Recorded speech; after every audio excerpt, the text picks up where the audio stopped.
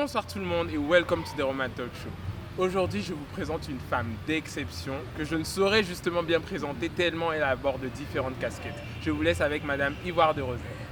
Bonsoir, merci pour cette invitation Marvin, ça fait très plaisir d'être sur ce plateau et bravo déjà pour le travail effectué pour apporter un nouveau souffle dans tout ce qui est Web TV. Alors, pour parler un petit peu de mon parcours, moi je suis de formation anthroposociologue et communicante et c'est vrai qu'aujourd'hui je continue à exercer mes deux métiers. Donc j'ai eu d'abord un parcours en tant que journaliste présentatrice TV, puis radio, puis événementiel et donc ça m'a amené à voyager un petit peu partout dans le monde.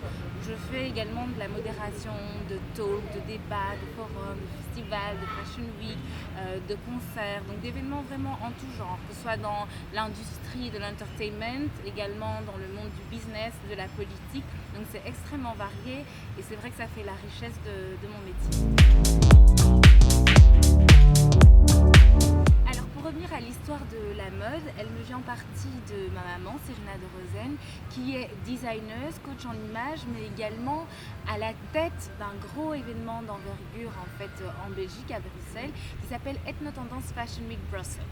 Et donc j'ai commencé à travailler avec ma maman et c'est vraiment dans cet élan que j'ai embrayé ma casquette d'entrepreneuse culturelle et sociale avec notre événement où j'ai d'abord travaillé dans tout ce qui était communication, relations publiques, programmation, évidemment la présentation et modération.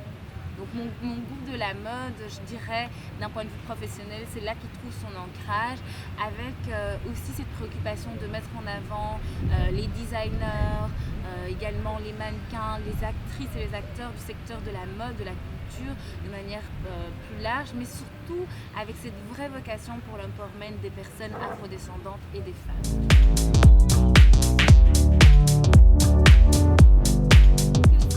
En tant qu'anthroposociologue, je suis vraiment spécialisée sur les questions de genre qui concernent les femmes et en particulier les femmes noires. Et du coup, pourquoi ce choix? Parce qu'elles ont des problématiques qui sont spécifiques, des expériences qui sont spécifiques. Du coup, il faut apporter des outils, des réponses et des stratégies qui soient ciblées par rapport à leur réalité et les enjeux et challenges auxquels elles sont confrontées. Donc ça, c'est vraiment mon choix.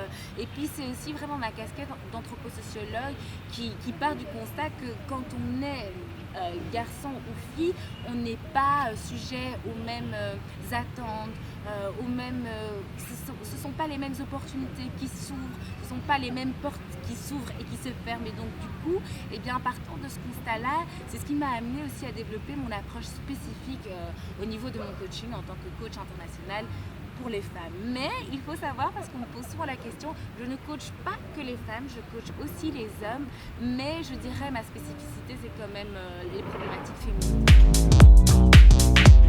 Oui, bien sûr. Alors moi je me considère pleinement comme une féministe, alors le mot parfois est galvaudé, les connoté négativement, mais pas du tout.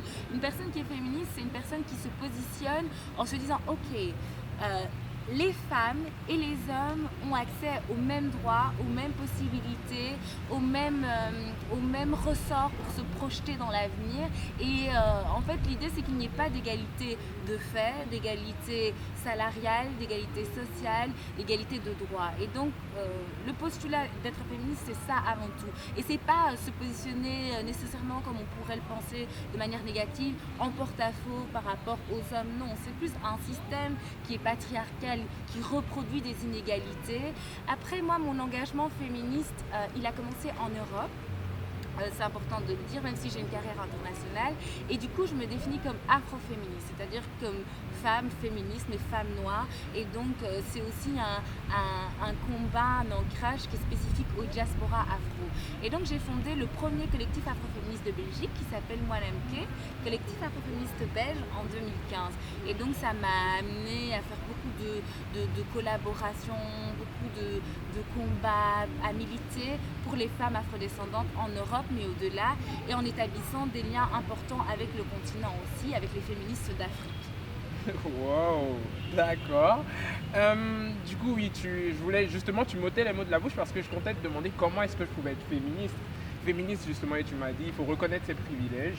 et accepter que les femmes doivent avoir Voilà, la même stature, la même et créer position. un vrai changement. Donc tous les jours, en se posant la question, ben, comment est-ce que je peux agir, comment je peux aussi arrêter de me taire quand je suis confrontée à certaines situations d'injustice sociale, salariale, dans le monde du travail, mais aussi ça peut être à l'école. C'est vraiment dans tous les jours, ça a commencé déjà au sein des familles.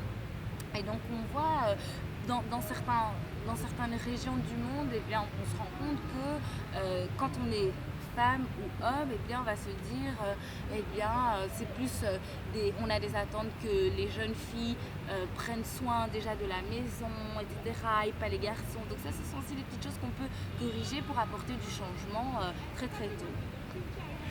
C'est qui ton icône féministe du coup? Ou tu C'est en as plusieurs? c'est difficile, j'en ai plusieurs, mais moi je pense que ma première icône féministe, je dirais mes premières icônes féministes, c'est ma mère et ma tante. Donc c'est Rina et Eliane de Rosen, parce que ce sont des femmes qui sont très combattantes, qui incarnent un leadership vraiment marqué, qui ont cette façon aussi d'affirmer leur féminité, mais tout en étant vraiment ancrées dans des postures d'empowerment très très très marquées. Et donc moi j'ai baigné dans ce terrain-là, et donc c'est ça qui a aussi déterminé ma façon d'entreprendre, la façon de faire mes choix, qui a aussi positionné mes combats. Et donc je dirais aujourd'hui c'est vraiment ma mère et ma tante qui sont mes icônes avant tout. Après il y en a d'autres bien sûr, d'autres icônes qui sont célèbres, mais ce sont celles qui m'ont le plus touchée depuis l'enfance et qui m'ont amené à me positionner d'un point de vue public sur ces questions. Et c'est vrai que ça fait le cœur de ma profession. J'ai aussi donné cours en master en études de genre en Belgique, donc vraiment que ce soit en tant que professeur, donc au niveau académique, au niveau de mon militantisme, mais aussi au niveau de vraiment ma profession, parce que je fais des formations en entreprise aussi pour aider les femmes à s'affirmer, à être hissées vraiment au sommet de l'entreprise pour décloisonner les doubles, voire les triples plafonds de verre auxquels elles sont confrontées. D'accord. Donc on dira merci à maman et à Tati pour avoir façonné cette vision d'Ivoire. Tout à fait. D'accord. À ta dernière masterclass que j'ai suivie, Oui. j'ai eu à parler avec quelques invités, quelques participantes, et la plupart se définissaient et voulaient se définir en tant que boss lady. Tu peux nous dire qu'est-ce qu'une boss lady? Alors, une boss lady, c'est vrai que moi j'ai développé ce concept de boss lady au sein de mes masterclass. Ben, c'est une femme qui s'affirme pour ce qui lui tient à cœur et qui en fait aussi son corps professionnel en fait. Et donc qui se dit, ben voilà, je choisis d'être indépendante, de m'affirmer professionnellement selon mes propres choix, et c'est le fait d'être alignée en adéquation avec sa vision, ses valeurs, mais aussi son projet entrepreneurial, son business. Oui, bien sûr, il y a un objectif, parce que je me rends compte que créer des écrins où on peut réfléchir en tant que femme, libérer la parole, parler sans tabou, être à l'aise, parler des problématiques qui nous concernent, s'encourager, s'aider mutuellement, partager des solutions, c'est très important. Et moi, en fait, je suis vraiment à 2000 km de l'idée que quand toutes les femmes sont ensemble, elles se crêpent le chignon, elles ne peuvent pas s'aider. Non, moi je pense que quand on est ensemble, eh bien, on révèle mutuellement nos lumières, nos talents, nos compétences, et ensemble on se renforce, on s'encourage et on s'inspire en fait. Et ensemble on peut vraiment apprendre à changer les lignes, frayer un chemin pour celles qui viennent après nous, comme celles qui l'ont fait, nos mères, nos tantes, nos grands-mères l'ont fait avant nous. D'accord. Ça c'était à propos de la dernière masterclass, et je sais que tu en as une qui vient bientôt. Oui. Lieu secret. Exactement. Mais tu peux me donner la date? Bien sûr, alors la prochaine masterclass ce sera le 5 décembre, c'est sur le thème de la confiance en soi. C'est un thème en fait qui est ultra important pour toutes les femmes, peu importe le secteur dans lequel elles travaillent, peu importe ce qu'elles font dans la vie, qu'elles travaillent ou qu'elles ne travaillent pas. C'est vraiment un levier, une ressource extrêmement importante pour pouvoir se positionner, pour pouvoir se respecter, être à l'écoute de soi-même et pouvoir s'affirmer dans ses choix, dans ses positions, dans ses rêves. Et donc c'est un thème que j'ai développé il y a pas mal d'années, qui plaît énormément, et c'est une masterclass qui fait un peu le tour du monde et qui a beaucoup de succès, la confiance en soi. D'accord. Donc pour celles qui ont envie d'y assister, vous savez où joindre sur les réseaux. Tout à fait. Ivoire de Rosen pour l'agent. Voilà. Ça fait un moment que tu es à Lomé, Oui, on va dire quelques 6 mois, je pense depuis le confinement, je crois, non? exactement, tout à Tu fait. veux plus partir? C'est le mec qui veut plus me laisser partir. J'avoue, pourquoi est-ce qu'on devrait te laisser en envie de garder? Je suis d'accord. Alors en fait, c'est vrai que le mai, c'est un gros coup de cœur. Je suis venue au départ pour travailler ici en tant que modératrice et présentatrice guest star, et puis aussi pour travailler sur différents projets avec les designers, notamment au niveau de notre Fashion Week, et travailler bien sûr sur le leadership et l'empowerment des femmes, qui est ma passion. Et de fil en aiguille, c'est vrai que je suis restée confinée, et de là, il y a pas mal d'opportunités aussi qui se sont déployées. Et donc pour l'instant, je suis encore là, mais avec le projet d'aller très vite vers d'autres capitales. Mais je reviendrai, c'est Oui, sûr. ok, il faut que tu reviennes, hein. Faut Oui, surtout pas que tu partes. Bien sûr, bien D'accord. J'ai une petite dernière question, justement, vu que tu es à Lomé depuis un moment. Récemment, on a eu des femmes nommées à de différents et de très grands postes, notamment Premier ministre, ministre de la Défense, présidente du secrétariat du président de la République.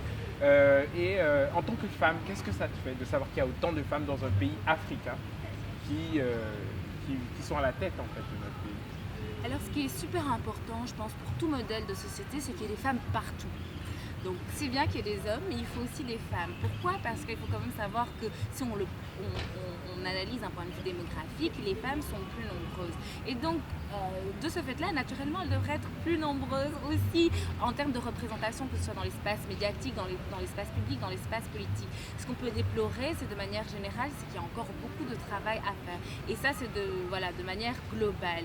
Et donc, je pense que quand il y a des efforts, des changements dans ce sens-là, des évolutions positives, eh bien, je dirais que c'est que, à encourager, parce que en réalité, et moi je repense à moi-même quand j'étais une fillette, c'est hyper important de pouvoir se voir à tous les postes de la société. Si tu as envie de piloter un avion, eh bien en tant que fillette, tu dois pouvoir le faire. Si tu as envie de diriger un pays, tu dois pouvoir le faire. Et donc, moi je pense qu'on apprend beaucoup par l'exemple et par les mécanismes d'identification. C'est encore ma cassette de sociologue qui parle, parce que quand on se dit qu'une personne est représentée à une place, et bien par effet de projection, tu te dis que c'est aussi une place qui est possible pour toi. Alors que quand les femmes ne sont pas représentées et qu'elles sont invisibilisées, en fait c'est un champ des possibles qu'on bloque pour de nombreuses personnes. Donc je pense qu'il y a beaucoup de changements qui sont en train de se créer un petit peu partout.